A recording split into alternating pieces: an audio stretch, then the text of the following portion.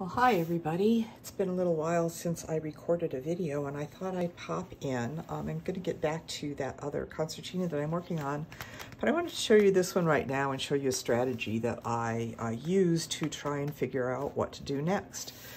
This was an idea from a class I took with Karen Stamper, who's an amazing artist, and the idea in this book is to pick a color and use it plus black and white and maybe Payne's gray and explore the color.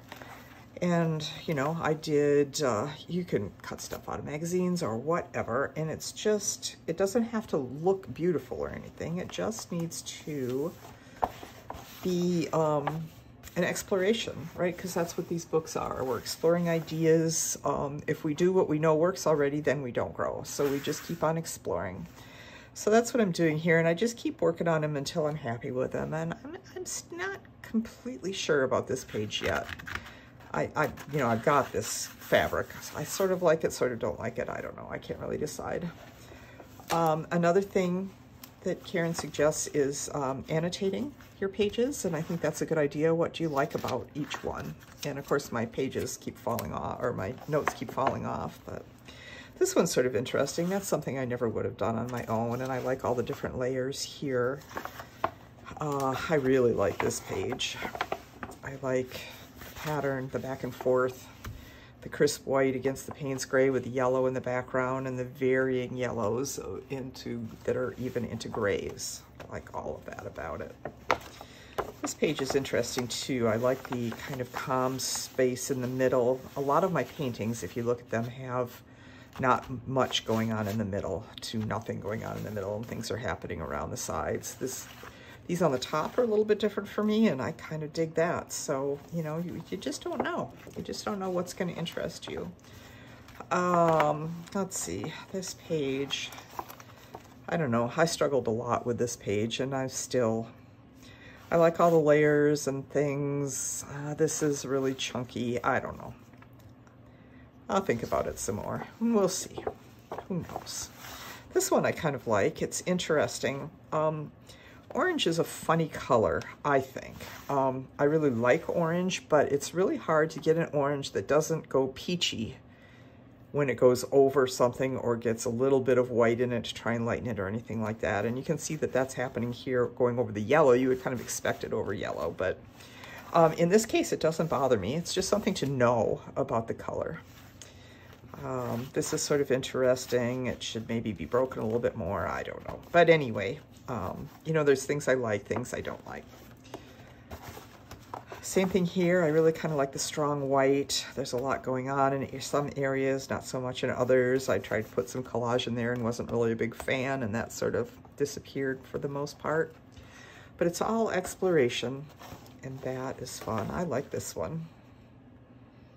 I see these kind of marks that they show up in a lot of my work as well. I think this one's kind of interesting. There's something about the white of the paper that really always intrigues me.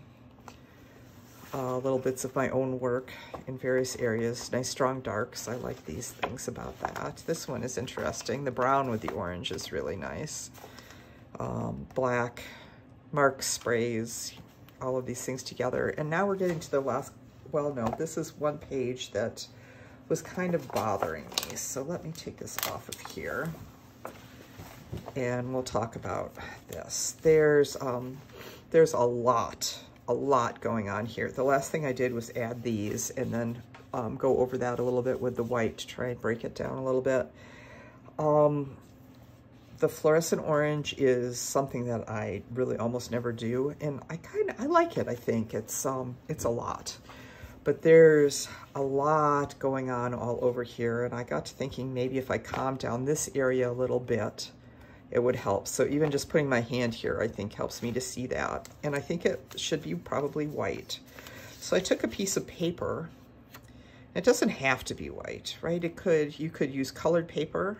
This stuff here is a pack of paper that I bought that they sell for origami.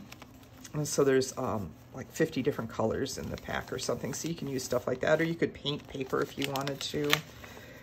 I was trying to decide, this is a way to figure out you know, how would it look? I think that more white really definitely helps this.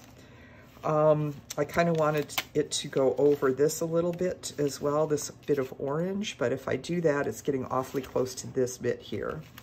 So maybe I don't need to do that. And I could move it this way a little bit more, but I kind of like these black squares. So then I got to thinking about what if I got a little bit of tape under there too, because I let it sit for a couple days to think about it. So I don't think I want that little bit of white sticking out of there. This right here, that's kind of distracting to me. So what if I put, then I can, you know, play with the fold of this paper. That's close to the center, so that's kind of bugs me a little bit. What about just a little bit farther away from the center? I still feel like I need a little bit of something over that, but I need to be careful because maybe I could come into this with some black. That might work. Because if I add pattern in some way, I'm losing what I gained by blocking out some of this busyness. I think maybe I'll go over this some more with white too, if that was calmer. Let's see, here's another little piece. If that was calmer, I think that that would help as well. So I think I'll do that, or at least part of it. Maybe that's something else I could do. Let's see, a little sheet of paper here. I keep my scraps of paper next to my table when I've been, you know, cutting things up for one reason or another. I've organized my studio too, and I'm having a hard time finding things. So I'll use this painting knife to tear this, because I'm kind of liking these square edges.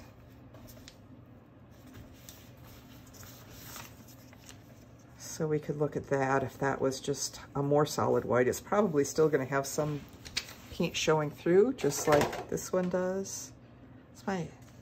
Sometimes I think our power is dirty here, and sometimes my lights flutter. I apologize for that. So I think I like that idea right there. So I'm going to leave that taped on, and I'm going to just keep in my mind that I want to clean that up a little bit. Then the next pages, I'm starting to move into red now. You see I'm kind of going through the color wheel. And that has a lot going on, but I like it. And I think it's in part because the palette really is quite limited. It's red, black, and white. And there's a lot of layers. So I'm happy with that one. I also I'm really interested in graphic lettering right now, as you can maybe see. Excuse me, allergies. Oh gosh, I went right off of the screen almost. Sorry about that. Next page has similar, so that ties in very nicely with this because of the repetition here. And I've also, on this page by itself, got repetition of the squares. Then there's tiny little dots over here, and these are sort of squares that go in circular motions, which mirrors this. So repetition is part of design. This was something I wrote. I think it says Art is Life. I wrote it on a piece of tissue paper, and then I flipped it over and glued it down. So I thought that was kind of interesting. It makes it very much more abstract. It's a little bit of cardboard. I wanted to explore that and see how that works, and I like it. I like it also. I like how it retains the brown and yet some of the paint floats on top. And this page, this page, yeah, I worked on this. This pink bled through.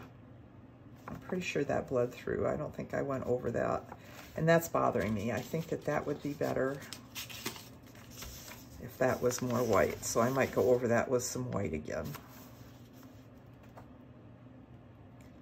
It's kind of an odd shape, isn't it? Maybe if I stepped it down one more time. Oh, I think that might help. So that's something else. Another way to experiment with things. And then I don't want it to be the same width either. This is about that wide. This is, yeah, pretty close. So I'd want to make it either narrower or quite a bit wider.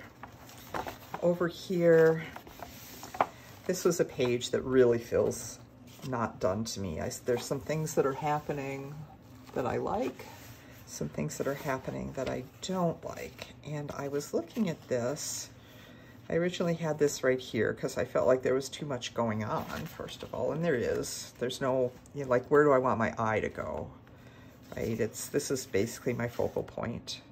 And I like that idea, but it's a little muddy and dark. So I had this piece here, and that helps. But then for some reason, it accidentally, I think, moved up.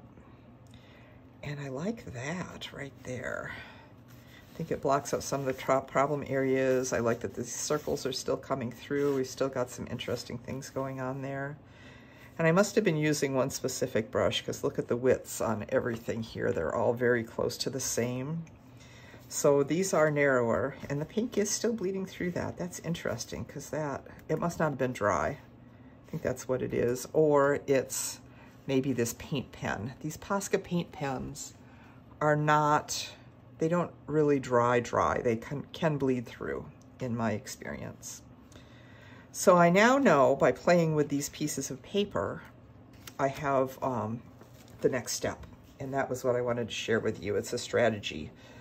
I also noticed, and I had written actually on this black, there's no black on this page. And black is kind of important, but I don't know. Maybe once I get the white down, I'll see, because I have some darks down here. So I go back and forth. You know, black is almost like salt in cooking. It sort of enhances all the rest of the colors. But is it truly necessary? This is another question that I can ask myself. I've got a pretty nice dark here. I could go black with just the tiniest bit of this red, which I think is a napball red or something. Yeah, this one right here.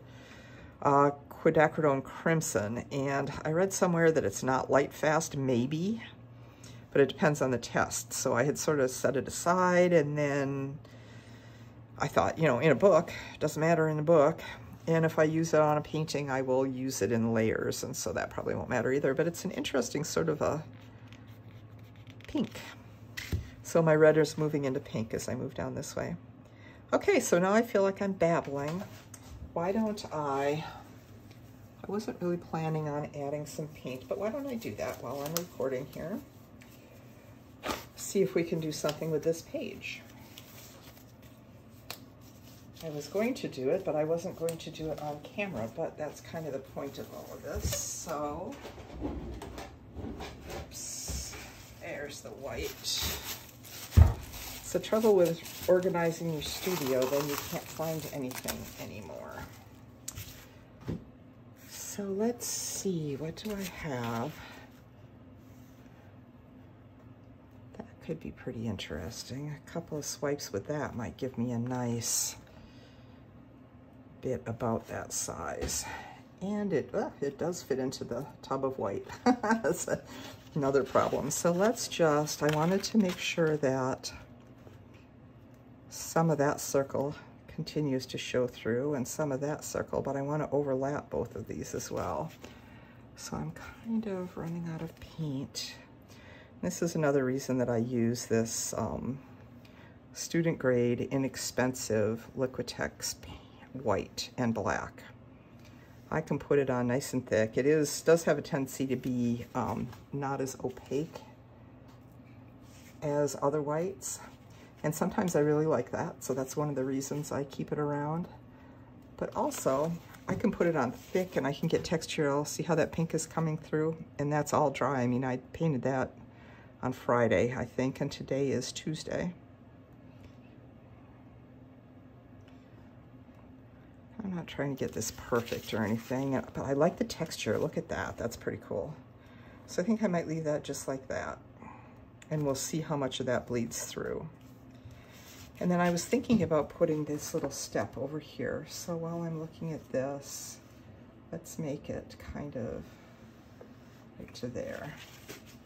And let's see, since that is already covered, see, this is another what if. That's already covered with an acrylic paint again. So let's see if it bleeds through a second time, because the acrylic paint should really fix it.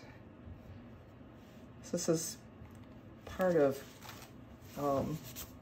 you know, working as an artist, is asking yourself constantly, what if I do this? What if I do that? And I'm wondering about this edge right here. This bugs me a little bit. I'd sort of like to see that be a little bit sharper. And that part of the book is making this bounce around. So to get that flat on the page or on the table, and I also have to decide how far over do I want to go, because I kind of like the part that's see-through as well. And I've also got some warping of the page, which is making the paint not go on there completely smoothly. But there. Okay, I think that helped that. I think this is a little weak right here. Let's see. More paint on the end of this. And a little bit thicker than that, maybe right to there.